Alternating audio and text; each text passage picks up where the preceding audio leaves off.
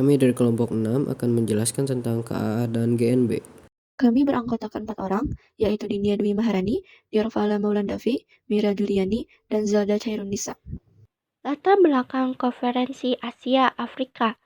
Keinginan para pemimpin negara-negara Asia dan Afrika untuk memperkuat persatuan dan solidaritas di antara mereka, serta memperjuangkan hak dan kepentingan bersama di tingkat internasional. Peristiwa ini bermula dari persidangan Bogor yang digelar pada tanggal 28 sampai 29 Desember 1954. Sebelum adanya persidangan Bogor, Ali Sartoamidjojo mengemukakan betapa pentingnya bangsa-bangsa di Asia Afrika saling menjalin kerjasama untuk mencapai misi perdamaian dunia. Negara-negara Asia dan Afrika pada masa itu masih terbelakang dan miskin. Banyak dari negara tersebut yang menjadi sasaran eksploitasi dan penjajahan oleh negara-negara barat. Oleh karena itu, pemimpin negara-negara tersebut merasa perlu untuk bekerja sama dan saling mendukung dalam menghadapi tekanan dan ancaman dari negara-negara barat. Akhirnya, Konferensi Asia Afrika diselenggarakan di Kota Bandung, Jawa Barat. Negara pendiri dan tokoh Konferensi Asia Afrika atau KAA. Yang pertama itu ada Sir John Lionel Kotelawana, yang merupakan seorang politikus, tentara, dan Perdana Menteri Sri Lanka dengan masa jabatan 1953 hingga 1956.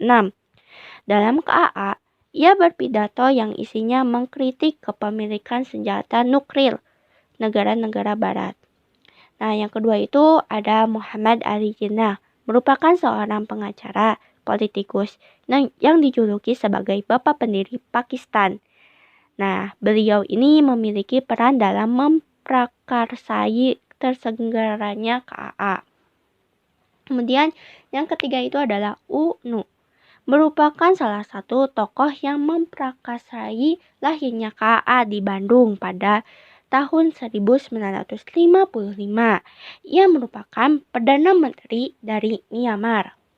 Kemudian yang keempat itu ada Jawaharlal Nehru, yang merupakan seorang negarawan India pertama yang menjabat sebagai Perdana Menteri India antara 1947 hingga 1964. Jawaharlal Nehru berperan dalam memprakarsai terselenggaranya Konferensi Asia Afrika di Bandung. Nah, kemudian selanjutnya ada Ali Sartoamidjojo, yang merupakan seorang pejuang kemerdekaan Indonesia, yang kemudian menduduki jabatan Perdana Menteri Republik Indonesia. Ia juga merupakan salah satu tokoh dalam Konferensi Kolombo yang memprakarsai KAA. Ia juga menawarkan Indonesia sebagai tuan rumah KAA, yang akhirnya sukses digelar di Bandung, Jawa Barat pada tahun 1955. Isi dasar Silap Bandung hasil Konferensi Asia Afrika KAA. Yang pertama, menghormati hak asasi manusia, HAM, dan tujuan-tujuan serta asas-asas yang termuat di dalam Piagam PBB, Perserikatan Bangsa-Bangsa. 2. Menghormati adanya kedaulatan dan integritas teritorial semua bangsa. 3. Mengakui persamaan semua suku bangsa dan persamaan semua bangsa, besar maupun kecil. 4. Tidak melakukan intervensi atau campur tangan dalam soalan-soalan dalam negeri negara lain. 5. Menghormati hak-hak setiap bangsa untuk mempertahankan diri secara sendirian ataupun kolektif yang sesuai dengan Piagam PBB. 6. Tidak menggunakan peraturan-peraturan dari pertahanan kolektif untuk bertindak bagi kepentingan khusus dari salah satu negara besar dan tidak melakukannya terhadap negara lain. 7.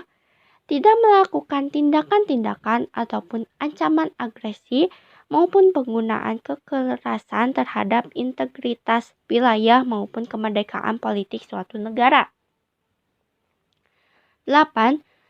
menyelesaikan segala perselisihan internasional dengan jalan damai, seperti perundingan, persetujuan, arbitrasi, penyelesaian masalah hukum, ataupun cara damai lainnya, menurut pilihan pihak-pihak yang bersangkutan sesuai dengan piagam PBB. 9. Memajukan kepentingan bersama dan kerjasama. 10. Menjunjung tinggi hukum dan kewajiban-kewajiban internasional. Hasil dari Konferensi Asia Afrika antara lain yang pertama, kerjasama di bidang ekonomi. Yang kedua, kerjasama di bidang kebudayaan. 3. Penyelesaian masalah hak asasi manusia. 4. Dukungan terhadap bangsa-bangsa yang belum merdeka. 5. Upaya untuk menciptakan perdamaian dan kerjasama di dunia. Selanjutnya ada dampak Konferensi Asia Afrika. Pertama, menghasilkan Dasar-Sila Bandung. Yang kedua, memunculkan istilah langkah bersejarah. Yang ketiga, pergantian nama gedung. Yang keempat, melahirkan sejumlah negara merdeka. Yang kelima, menumbuhkan semangat solidaritas. Dan yang keenam, melahirkan paham dunia ketiga. Latar belakang pembentukan gerakan non-blok dilatar belakangi oleh situasi setelah Perang Dunia Kedua. Saat terjadi Perang Dingin antara Amerika Serikat dan Uni Soviet, dua kubu tersebut saling berebut pengaruh dan yang menjadi sasaran adalah negara-negara berkembang yang baru saja merdeka, seperti Indonesia dan India. Kondisi inilah yang kemudian membuat Jawaharlal Nehru, Perdana Menteri India saat itu, dan beberapa pemimpin negara lainnya mencetus gerakan non-blok atau bisa kita sebut GNB. Negara pendiri gerakan non-blok ada 5, yaitu Indonesia, Republik Persatuan Arab Mesir, India, Yugoslavia, dan Ghana. Tokoh dari Indonesia ada Presiden Soekarno, dari Republik Persatuan Arab Mesir yaitu Presiden Gamal Abdul Nasser, dari India yaitu Perdana Menteri Pandit Jawaharlal Nehru, dari Yugoslavia yaitu Presiden Joseph Broz Tito, dan dari Ghana yaitu Presiden Kwame Nkrumah. Fokus utama gerakan non-blok ada 7. Yang pertama, mendukung tercapainya hak untuk menentukan nasib sendiri, kemerdekaan nasional, kedaulatan, dan integritas nasional bagi negara anggota. Yang kedua, menentang politik apartheid, di mana politik apartheid ini adalah diskriminasi berdasarkan warna kulit, lalu tidak memihak pada fakta militer multilateral.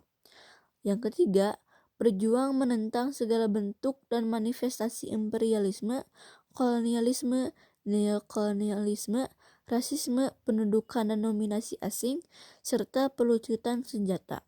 Yang keempat, gerakan non-blok ini juga tidak akan mencampuri urusan dalam negeri negara lain. Yang kelima, hidup berdampingan secara damai. Lalu yang keenam, menolak penggunaan atau ancaman kekuatan dalam hubungan internasional, pembangunan ekonomi sosial, dan restrukturisasi sistem perekonomian internasional. Lalu yang terakhir, melakukan kerjasama internasional berdasarkan persamaan hak. Dampak gerakan non-blok. Yang pertama, bagi kehidupan sosial negara berkembang. Gerakan non-blok dapat mewujudkan eratnya hubungan kerjasama antara negara satu dengan negara yang lain. Yang kedua, terhadap kehidupan ekonomi negara berkembang. Kerjasama antara anggota-anggota gerakan non-blok dapat memiliki dampak positif pada situasi ekonomi dunia dengan menciptakan tata hubungan ekonomi internasional. Dan yang ketiga, terhadap kehidupan politik negara berkembang. KTT Gerakan Non-Blok 1 mencetuskan prinsip politik bersama, yaitu bahwa politik berdasarkan koeksistensi damai, bebas blok.